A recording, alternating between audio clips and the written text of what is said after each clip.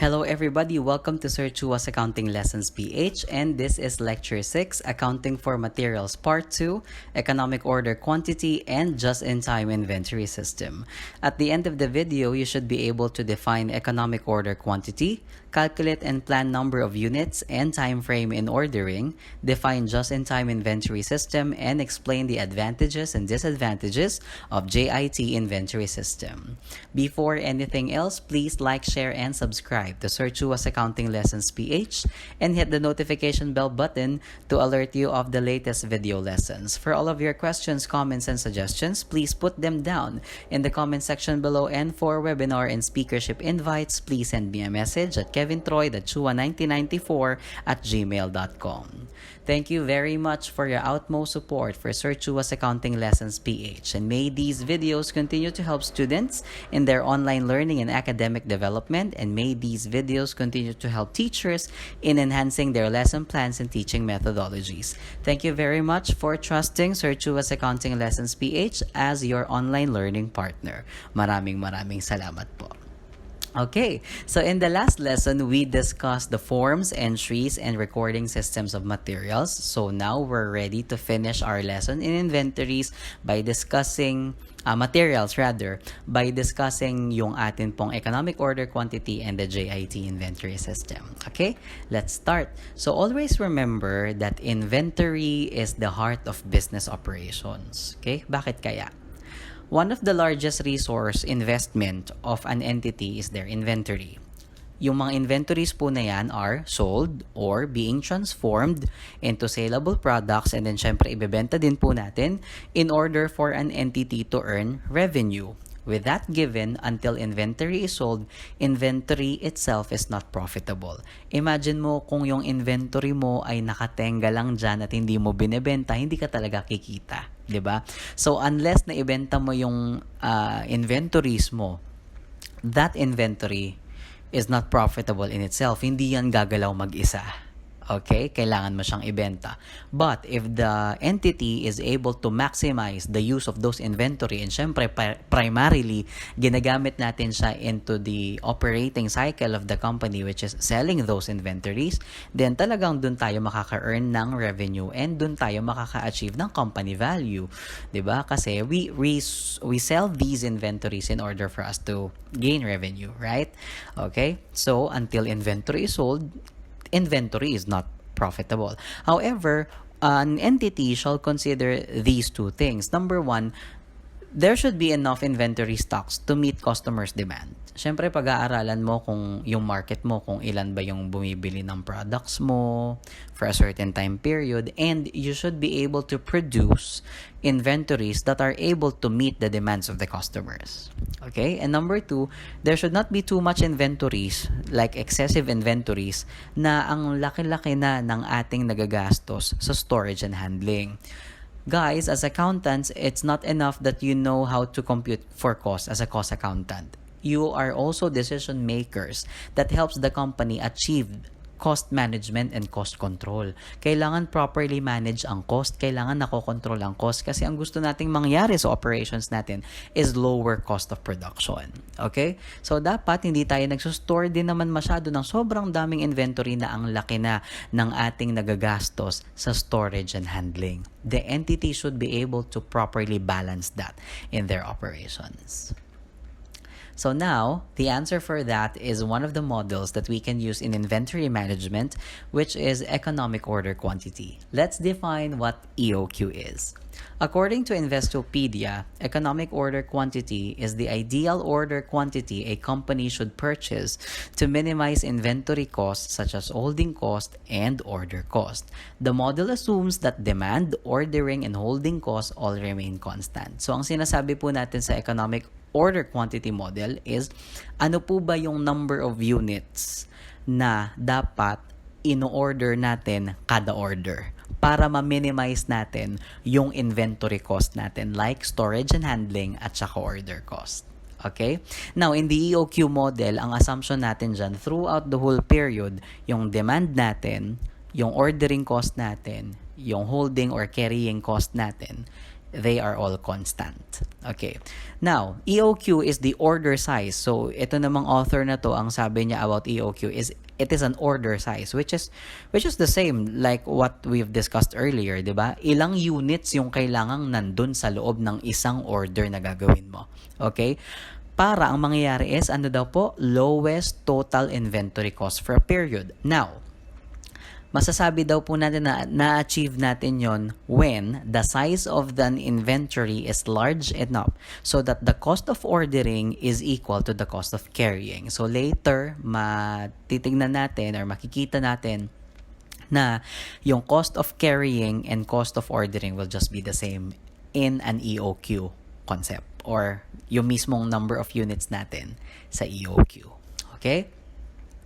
So now, the formula for EOQ is the square root of the product of 2 multiplied by annual demand times cost per order divided by annual carrying cost per unit. Okay? Isa-isahin natin yung mga elements. 2 is a constant. So, hindi siya magiging 3, hindi siya magiging 4, hindi siya magiging 5. Constant yan. 2. When we say annual demand, it is the number of units required annually, no? Nag-create ka ng iyong market analysis and you determined that annually, this is the number of units that we need to answer the demands outside, okay? Cost per order naman po is yung tinatawag nating ordering cost. For example, cost of placing and receiving the orders, cost of processing documents, insurance for shipments, and unloading cost. Ibig sabihin, yung ginagastos mo per order. Okay? And then the annual carrying cost per unit, remember, it's per unit. So, carrying cost like warehouse, storage fees, taxes, insurance, and employee cost na related po sa pagkikeep natin nung inventory. Carrying cost. Okay. Sir, paano po nabuo yung formula na yan? Okay? It's actually a mathematical model na dinerive at dyan tayo na uwi sa equation na yan. But I'll be leaving that for your research na lang. Okay? Pero ito po yung ating formula. Hindi ko na ituturo kung paano siya na-derive kasi hindi naman na siya tinatanong sa board exam. So, at least you know the formula. That alone would be nice. But if you want more learning, you can research kung paano po at saan nanggaling yung formula at bakit tayo nauwi na meron siyang square root. Okay? Remember that 2 is a constant amount there or a constant number in our EOQ formula. Okay, so in any case that the entity is purchasing inventories or raw materials from their suppliers, ang cost related kung nagpa-purchase lang yung company is ordering cost and carrying cost. Siyempre, nag-order ka, tapos may storage and handling ka, may carrying cost ka. But when the raw materials are produced by the entity itself, ibig sabihin internally generated, carrying cost, syempre meron pa rin. Pero, imbis na ordering cost, ang meron ka, setup cost. For example, the cost of preparing the equipment and facilities to make those raw materials. Okay? So, yan po yung kinoconsider nating EOQ. Cost. Kapag ka po, either purchased or internally generated. Pero ang economic order quantity po kasi ay more about ordering. Tatandaan nyo yun na, kaya nga po siya order quantity eh. Kasi it's all about ordering. Pinakita ko lang po sa inyo yung dalawang, yung difference nilang dalawa para alam nyo kung paano i-account yung cost kapag kayong company is nagpa-purchase lang sa supplier versus kapag ka internally generated. Pero yung pag-uusapan po natin sa EOQ is about ordering. So, ibig sabihin, when we say ordering, pumapurchase. Okay? Sige. I hope that's clear on that perspective. Okay. Now, what are the information that EOQ can provide us? Number 1, how many units shall be ordered in each order? Kada order natin, ilang units po ba yung kailangang nandun? And then, At what point in time shall the inventory be ordered? Gano'ng kahabang time? Kada buwan ba? Kada linggo? Kada 2 buwan? Depende. Okay? Depende sa ating EOQ calculation. So to discuss that, let's solve for EOQ with this problem.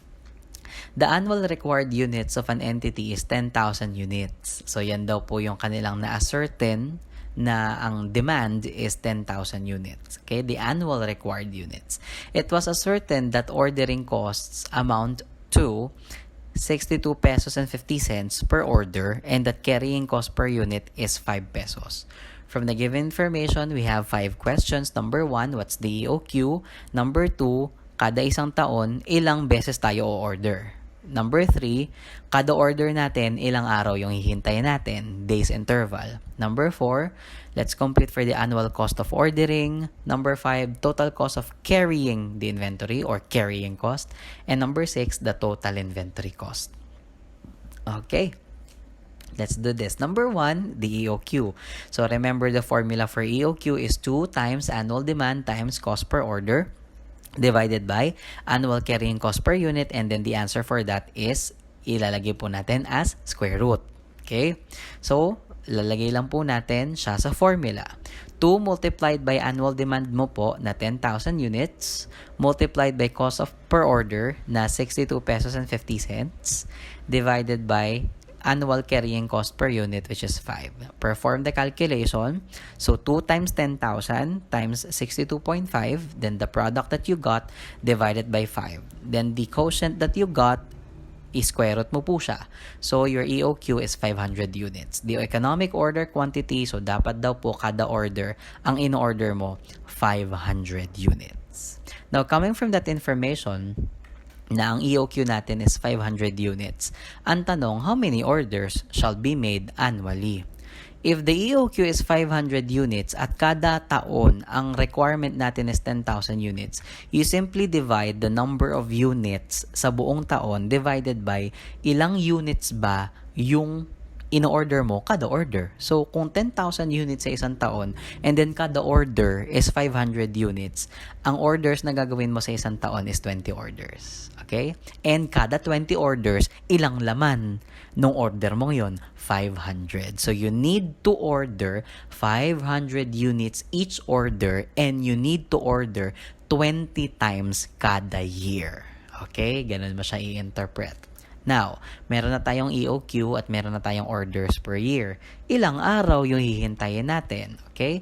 So, you just simply divide 360 days to the number of orders. Lalabas na po yung time interval per order, 18 days. Ano pa ibig sabihin yan? The entity shall order 500 units every 18 days. Again, the company is required to order 20 times per year. At kada order daw nila, 500 units. Tuwing kailan? Tuwing 18 days. Now, how much is the total annual cost of ordering?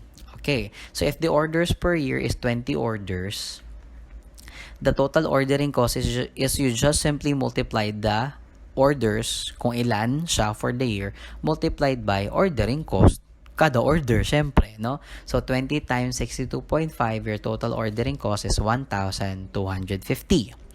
Number 5, magkano naman po ang cost of carrying the inventory?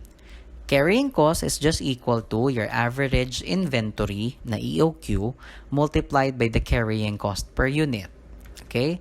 Now, if your EOQ is 500, you divide it by 2 because we assume that the inventory is used evenly throughout the year. So, your average is simply dividing it by 2. Okay? Then, you multiply it by 5, your carrying cost is 1,250. May napansin ba kayo? Ano pong sabi natin kanina sa definition ng EOQ? Ang EOQ daw po is the ideal number of units na magpapantay daw po yung ating ordering cost at saka carrying cost. So, kung mapapansin nyo, pareho lang sila. So, with that given, our total inventory cost is just the sum of your carrying cost and ordering cost, which is pareho po siyang 1,250. Your total inventory cost is 2,500 pesos. Di ba? Madali lang yung EOQ. pwede na agad mag-exam. Okay. Now, let's talk about JIT, or the Just-in-Time Inventory System. According to Investopedia, Just-in-Time Inventory System is a management strategy that aligns raw material orders from suppliers directly with production schedules. Companies employ this inventory strategy to increase efficiency and decrease waste by receiving goods only as they need them for the production process, which reduces inventory cost. This method requires producers to forecast demand accurately. Now, ang haba, di ba, nung ating definition. Okay. Ngayon, pag sinabi po kasing just-in-time inventory system, yung mismong production mo, halos wala ka ng kailangang storage. Kasi dumadating yung inventory or yung raw materials na kailangan mo just in time kung kailan mo siya kailangan. Yan po yung nakalagay na sentence sa baba. The inventory arrives just in time when the entity needs it. Okay? So, syempre, nagiging efficient ka rin dyan kasi dumediretso na sa production kung ano mang ipapadala sa'yo ni supplier mo. And we also eliminate waste, di ba? Kasi kung ano lang talaga yung kailangan sa production, yun yung dumadating from your suppliers. Okay? Nakaka-reduce tayo ng inventory cost, lalo na po sa storage cost kasi halos wala na tayong storage niyan eh. Dumediretso na po sa production yung ipapadala sa ating raw materials. Okay? Ngayon, yun nga lang po, ang kailangan po talaga is we need to forecast it very accurately para hindi tayo nakukulangan or hindi tayo nasosobrahan. Okay? Again, in just-in-time inventory system, the inventory arrives just in time kung kailan siya kailangan ng company during the production process. Okay. In the 1970s, car manufacturer Toyota adopted the JIT system. It's also known as the TPS, or the Toyota Production System. So it was actually primarily used in car manufacturing and specifically by Toyota. Now, what are the advantage of JIT? Okay, number one is less space needed. With a faster turnaround of stock, you don't need as much warehouse or storage space to store goods. This reduces the amount of storage an organization needs to rent or buy, freeing up funds for other parts of the business. So, dahil dumadating po yung inyong inventory or raw materials just in time, when you need it in the production process, there's no need for an entity to use a space for storage, and syempre yung mismong storage cost mo ay nawawala. Okay? So ngayon, imbis na ibayad mo siya sa renta or pambili ng storage space or warehouse, magagamit mo siya into other operations ng business, which adds to efficiency. Okay? Now, waste reduction. A faster turnaround of stock prevents goods from becoming damaged or obsolete while sitting in storage, reducing waste. Hindi po kasi naiiwasan, di ba? Kapag ka po yung ating raw materials ay naiwan lang sa warehouse, syempre naluluma yan, di ba? No? And then there might come a time na hindi na siya fit para dun sa quality na ine-expect natin dun sa ating production process dahil luma na nga yung materials. Bakit siya naluma? Dahil nakastock lang dun sa inventory or sa ating storage, di ba? This again saves money by preventing investment in unnecessary stock, reducing the need to replace old stock. Imagine, kung nalulumaan ka ng raw materials, wala, tatapon mo lang, tapos papalitan mo, bibili ka na naman ng bago. Di ba sayang lang? So with JIT, dahil alam natin yung pinaka-amount ng materials na kailangan natin sa production, kakausapin mo si supplier na, "Uy, supplier, every 8 days, I need your raw materials kasi pinapasok agad namin diretso sa production." So, wala ka ng storage at hindi ka nasisiraan, hindi ka nabubulokan, hindi ka nalulumaan ng inventory. Okay? And you reduce waste because, syempre, hindi ka na nagtatapon ng mga inventory na hindi mo kailangan dahil wala kang sobra di ba? Hindi ka nalulumaan. And then, syempre, nakakasave yung company ng funds because hindi ka nagpapalit ng lumang inventory dahil wala kang papalit ang lumang inventory. Di ba? Okay. And then lastly, smaller investments. JIT inventory management is ideal for smaller companies that don't have the funds available to purchase huge amounts of stocks at once. Ordering stock as ordering stock as and when it's needed helps maintain a healthy cash flow. Kung kailan lang kailangan, doon tayo bibili. Diba? Okay, so parang hindi natin kailangan mag-invest ng sobrang laki sa ating inventories kasi nakalculate natin na the inventory is there just in time when we need it. Which actually, these three are all related with each other, diba? And it promotes efficiency in operations. Yun nga lang, meron din tayong disadvantages. Syempre, una, you have the risk na maubusan, okay? By not carrying much stock, wala kang sobra sakto, and it's just there when you need it, diba? It's imperative that you have the correct procedures in place to ensure that stock can become readily available and quickly. To do this, you need to have a good relationship with your suppliers. Talagang it's actually supplier relationship. You really need to talk with your suppliers. Suppliers, every 8 days, I need that inventory. Naku, pag hindi mo napadala yan ng within 8 days, ma-halt yung aking production dahil wala akong gagamiting raw materials. Okay? Now, parang ang nangyayari is, the company is extremely reliant in the consistency of your supply chain. So, parang ang dating, paano yan pag hindi dumating yung inventory mo within 8 days na napag-usapan nyo ni company? Na out of stock ka na, anong gagawin mo? Tapos, sira ang production process, di ba? No? So, meron lang din pong risk talaga na ma-run out of stock ka. Dahil ang JIT, saktuhan yan di ba? Okay, next, lack of control over time frame. So, in relation to number 1, that you are reliant to the consistency of the supply chain, having to rely on the timeliness of suppliers for each order puts you at risk of delaying your customer's receipt of goods. Ang nangyayari kasi, syempre, tatanggap ka ng order galing sa customer. Pero, nakadepende yung iyong production process sa timeliness ng pagbibigay ng suppliers mo sa'yo ng raw materials. Paano kung hindi timely na ibigay ni supplier yung kailangan mong materials? Maaapektuhan pati yung order ni customer at yung deadline na napag-usapan nyo. Okay? Diba? And then, syempre, JIT needs really more planning required at talagang accurate dapat yung planning mo dyan, diba? With JIT inventory management, it's imperative that companies understand their sales trends and variances in close detail. Yun nga lang, sometimes it's hard for a company to do that kasi circumstances change, diba? So, kailangan mapag-aralan talagang mabuti kasi hindi naman lagi lahat ng circumstances pare-pareho every year, every month, diba? So, yun lang. Minsan, ang JIT ay pumapalya kapag hindi po tama yung pagpaplano natin. Okay? Kasi kasama sa pagpaplano mo, malaman mo lahat ng ilan. Yun nga, parang EOQ natin kanina. Ilan yung i-order natin kada order, di ba? Tapos, meron tayong number of orders kada taon at ilang araw bago ka mag-order uli. Okay? So, talagang paplanuhin mo siya isa-isa. And you need to have relationship with your suppliers in order for you to do that. Okay, so that's our lesson for today, and this is the end of our discussion for accounting for materials. I hope that you understand it, and I'm excited to open you for the next lesson, which is factory labor part 1, basic labor and payroll principles. Okay, so sa basic principles lang po muna tayo ng payroll for the part 1 of factory labor because our part 2 is a workshop on payroll preparation. Okay?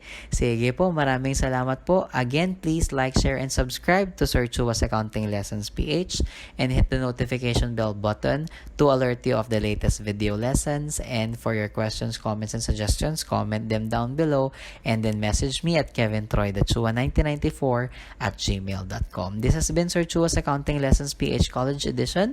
To God be all the glory, honor, and praise. Thank you and have a great day. Sarangeo.